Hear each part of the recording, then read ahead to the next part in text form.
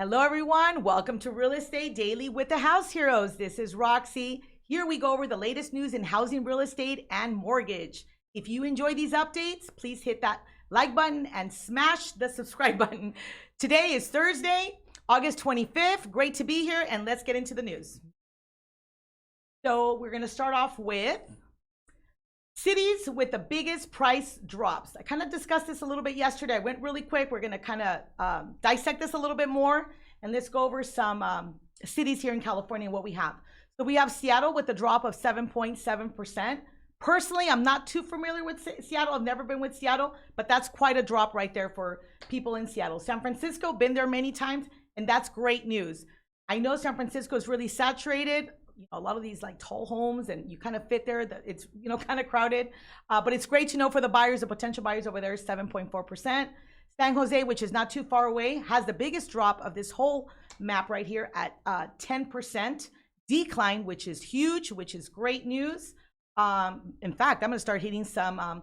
I frequently, not all the time, but frequently do get asked. I have helped, clients in the past buy in Oakland, buy in a city called Walnut over there in the north area. And I've had quite a few reach out to San Jose. When pandemic hit, I was kind of afraid to get out there. I had to go ahead and refer it out to agents over there. But if I still have clients, I'm definitely going to hit those and give them those great news at that 10% drop. Los Angeles, it ties in with Denver at a 4.3. It's still a drop at 4.3%, and that is definitely helping out our buyers today. We're not where we need to be, where we're even close to being, because we're not yet in a market where all this huge help was there. And I'm specifically going to focus on LA because I'm in LA.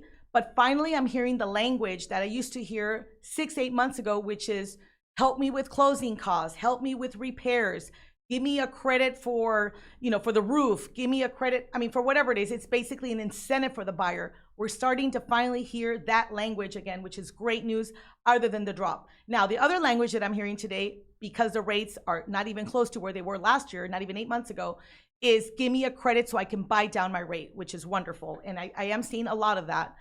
How are we going to get, and up to where are we going to get at what point? Not sure. I can't forecast that, but we're speaking for today, and that's what we're seeing today. San Diego, I tie in San Diego like with Orange County. San Diego equity and the value hits and stays and increases as much as Orange County does.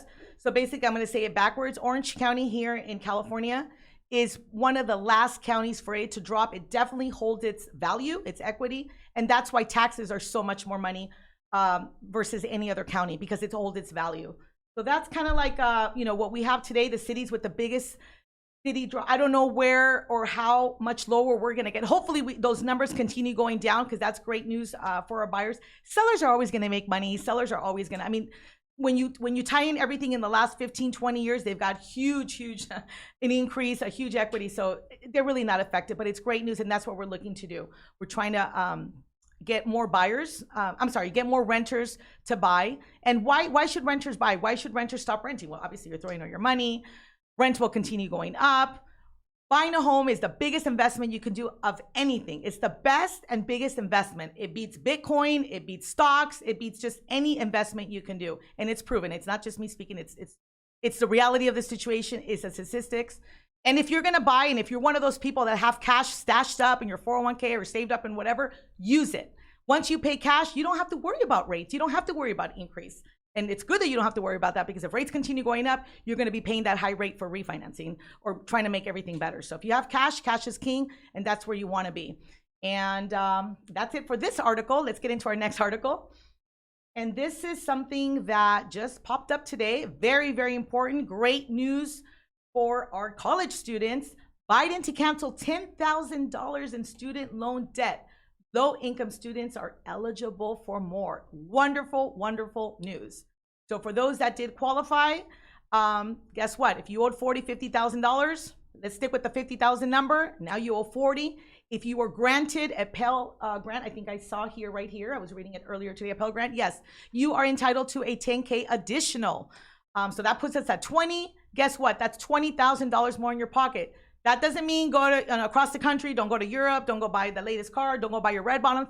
That means invest in your home. Get started early. Leave a legacy for the children you're gonna have later on. Okay, so basically, yes, that gives you more buying power. So if you already were saving and have that little 4, 5, 6K saved up, you just put yourself another 20K. So that is wonderful news. Just like anything, it's going to cause controversy. It's going to cause challenges. It's going to cause a lot of talk. Just like anything, there's always like, what would I say? That whole, I'm trying to think of the word. It becomes a debate, right? Always, okay? But that's not something for you to worry about, especially if you are a millennial listening to this. That is definitely great news. It's definitely going to make, it's going to have talks, yes and no, and insecurities and all that stuff. Uncertainties, I guess that's what I want to say. You know, the relief, uncertainty of the relief, but that's not something that you need to be concerned about. And this was in a Twitter post as well, outlining these details. Mr. Biden said the pre-pandemic era pause on student loan payments. Now we're making it up. So that's great news. And like anything, it does have an expiration date. So this has been effective since March 2020. It looks like these students, I was reading also, their first, there was a hold, not a forgiveness, but a hold for your first payment. Looks like the first payments are going to be due January of 2023. So that puts them in a situation where, oh shoot, you know, I hope they did save money and started planning ahead to make these payments. But at the same token, now there's going to be payments just to know that they have this good news for whatever it is the investment is. You know, we're not here to force anything, but we're always here to guide you in the best way where you can invest your money. That's where it's going to really help. And this has been effective since March 2020. So it's great news to know that about 2.5 years later, we finally have a result out of this. We have an answer, and it's a great answer. It's favorable. And what do we have? 45 million people owe 1.6 trillion for federal loans taken out for college. So that just goes to show you where the challenge comes in and where definitely the help is going to come in. That is the wonderful news for today. Hope you all are having a wonderful day. If you like our content, please hit the like button. That's it. And I hope you, if you really like our content, please see our real estate news and by subscribing to our channel. It's been great being with you.